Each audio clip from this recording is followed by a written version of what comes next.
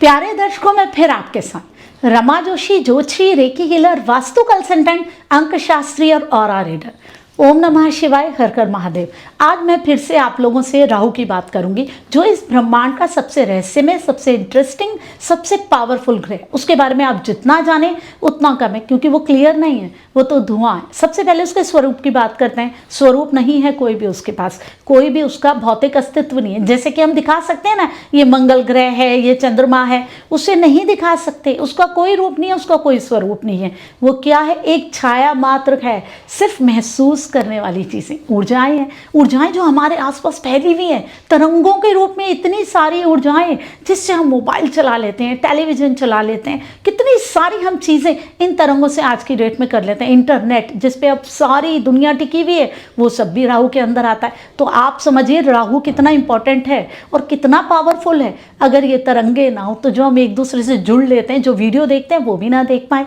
ये भी राहु के ही काम के अंडर आता है। अब राहु पावरफुल तो बहुत है, अच्छा हो जाए तो बहुत ज़्यादा बढ़िया, और जो खराब हो जाए तो आपको नुकसान दे दे। अब जब हम राहु की स्वरूप को देख रहे हैं, अब हम उसकी प्रवृत्ति को समझते हैं। जब हम उसकी कहानी सुनते हैं, एक ऐसा राक्षस जिसको, महत्वाकांक्षी राक्षस, जिसको देवताओं वाली चीज अर्जित करनी थी, देवताओं को अमृत मिला, राक्षसों को नहीं मिला। क्योंकि राक्षसी भावनाएं जो हमारे अंदर के क्रोध, लोभ, मोह, माया, इन सारी चीजों को अमृतत्व प्राप्त नहीं है, क्योंकि ये चीजें नश्वर हैं, इन्हें खत्म होना चाहिए। अमृतत्व किनको प्राप्त है? जो हमारे अंदर की दया है, अच्छाई है, सच्चाई है, ईमानदारी है, ये भावनाएं हमारे अंदर अमर हैं। लेकिन जो बुराइयां हैं और जो हमारे अंदर की वासनाएं हैं, वो अमर नहीं है। लेकिन राहु को अमर होना था, उसको ऐसी इच्छा थी, वो इच्छा, वो काम कि मुझे बनना है, मुझे कुछ करना है और मुझे उस मुकाम पे पहुंचना है, मुझे भी देवताओं के साथ अमर हो जाके देवताओं की श्रेणी में बन जाना है। राहु ने रूप बदला, अब सूर्य और चंद्रमा के बीच में जाके राहु बैठ गया। अब श्री विष्णु, जो कि अभी स्त्री रूप में थे, सबको बांट रहे थे अमृत, उन्होंने भी उसको अमृत दे दिया। विष्णु जी को पता होगा, ऐसा तो हो नहीं सकता कि विष्णु को पता ही नहीं है और उन्होंने राहु को अमृत दे दिया। उन्होंने दे दिया, और जैसे ही राहु ने अंदर अमृत लिया, वैसे ही उसके बारे में बता दिया चंद्रमा ने, सूर्य ने। फिर श्री हरि ने अपने चक्र से उसकी गर्दन अलग कर दी। गर्दन के ऊपर वाला हिस्सा राहु है और गर्दन के नीचे वाला जो धड़ है वो केतु है। राहु दिमाग है, सोच है, ऐसी सोच जो कि कुछ करना चाहती है।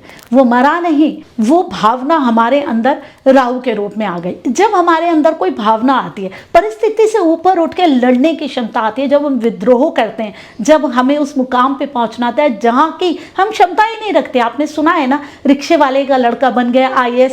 इससे भी बहुत अच्छे अच्छे उदाहरण हैं, जहाँ व्यक्ति कुछ भी नहीं था, उसके बाद भी उस मुकाम पे पहुंचा जहाँ वो सोच भी नहीं सकता था। क्यों? क्योंकि उसके मन में वो इच्छा थी। वो इच्छा, वो महत्वाकांक्षा, कुछ लीक से हटके करने वाली बात और अपने आप को प्रूव करने वाली जो इच्छा होती है, वही तो है राहु। हमारे अंदर की महत्वाकांक्षा, हमारे अंदर की इच्छा जो हमें उस मुकाम पे पहुंचा देती है, हमें उस देवताओं के साथ में बिठा देती है। मतलब जहाँ हमारी क्षमता नहीं है, हम वहाँ भी उस चीज़ को बैठ के ग्रहण कर लेते हैं और फिर वो ऊर्जा हमारे अंदर आ जाती है। किसी भी ग्रह के साथ राहु बैठ जाए, उसकी ऊर्जा को एक्सट्रीम कर देता है। किसी भी राशि में बैठ जाए, उसकी ऊर्जा को बढ़ा देता है, और उसके तत्वों से रिलेटेड ही चीज़ें हमारे जीवन में होती हैं। अब राहु केतु का कोई भौतिक अस्तित्व तो नहीं है। राहु वो हमारे जीवन की उलझने हैं जिनको हम सुलझाने के लिए आए हैं।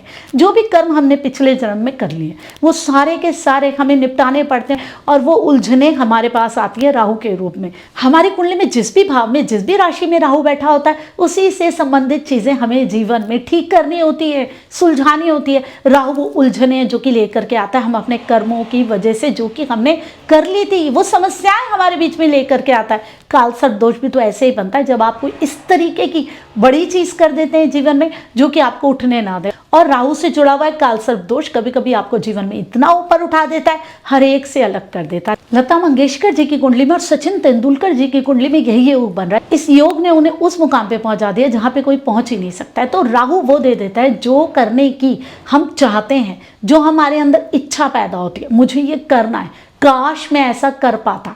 कल्पनाएं जो हमारी होती है, वो सब की सब राहु है। राहु कितना इंपॉर्टेंट है, राहु कितना पावरफुल है, ये आप समझ गए। अब राहु क्या है? क्लैरिटी कभी भी नहीं लाता। हमारे मन में इच्छाएं होती हैं, लेकिन वो चीज़ें हमें क्लियर नहीं समझ में आती। वो एक धुआं है, वो एक आशा है, एक उम्मीद है, ऐसी उम्मीद जो कि हमें क्लैरिटी नहीं देगी।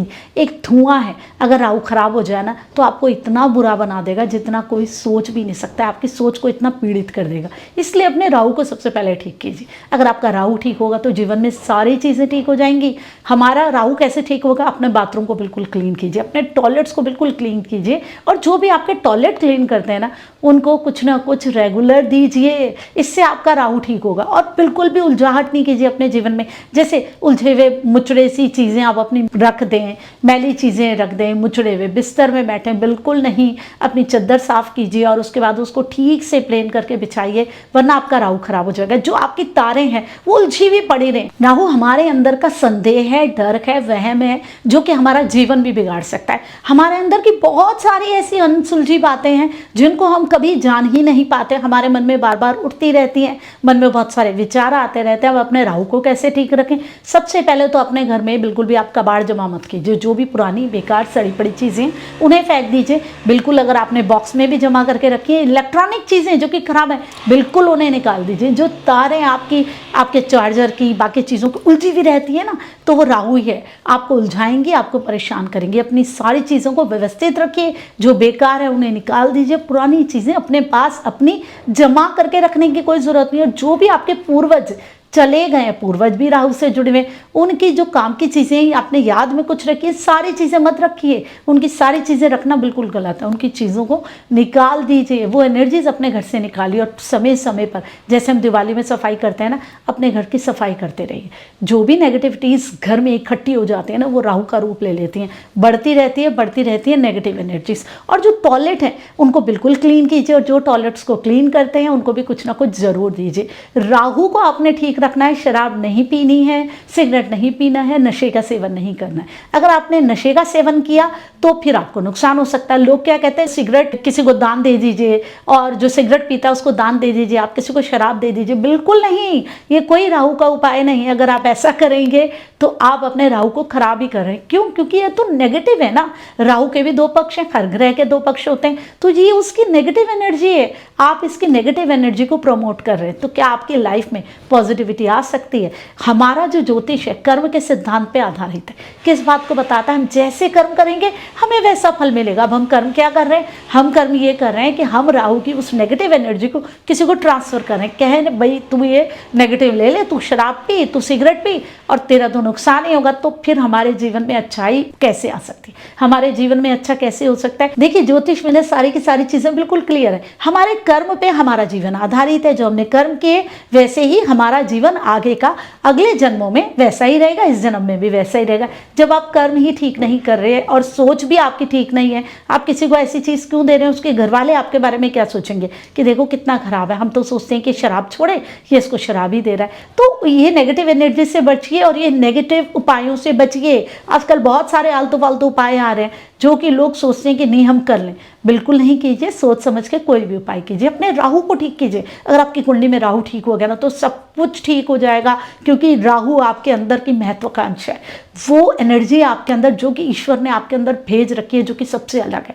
आपकी वो पहचान है जो कि आपको सबसे अलग करती है, आपका एक्स फैक्टर है। और वो चीज़ है जो कि आपको सबसे एक श्रेष्ठ बनाती है। हर चीज़ हर मनुष्य के पास है जो कि सबसे अलग बनाती है, उससे सबसे स्पेशल बनाती है। वो होती है राहु की एनर्जी। वो आपके अंदर है, उसको एक्टिवेट कीजिए। आपकी कुंडली में सारे ग्रह अपने अपने पोजीशंस पे हैं। ऐसा नहीं है कि किसी की कुंडली में कोई ग्रह नहीं होगा या उससे कम देगा। हाँ, नेगेटिव पॉजिटिव हाँ कम ज़्यादा तो दे सकता है, वो ज़रूर होगा। आपको नेगेटिविटी को उसकी ख़त्म करना है, पॉजिटिविटी को एक्टिवेट करना है, और वो ज़्यादा दे उसकी पॉजिटिविटी, ये भी करनी है। अगर नुकसान कर रहा है तो उससे आपको बाहर आना है। कि आप अपनी कुंडली दिखाएंगे तभी कर सकते हैं, बिना कुंडली दिखाए तो नहीं जांच कर सकते हैं। मैं अपनी वीडियो में अपना नंबर दे रही हूँ, अगर आपको कुंडली दिखानी है तो आप मुझसे संपर्क कर सकते हैं। देखिए, अगर वीडियो अच्छी लगती है तो उसको लाइक ज़रूर कीजिए, सब्सक्राइब कीजिए, कमेंट ज़रूर डालिए। आपके जीवन में राहु का आपको क्या इफेक्ट लगता है? जब आप कमेंट नहीं डालते हैं तो ऐसा लगता है कि आपने देखी नहीं है। देख लेते हैं आप वीडियो, फिर आप सब्सक्राइब नहीं करते हैं तो भी मज़ा नहीं आता है। लाइक तो कीजिए ना, इतनी मेहनत आपके लिए कि एक लाइक आप ज़रूर कीजिए। ओम नमः शिवाय, हर हर महादेव।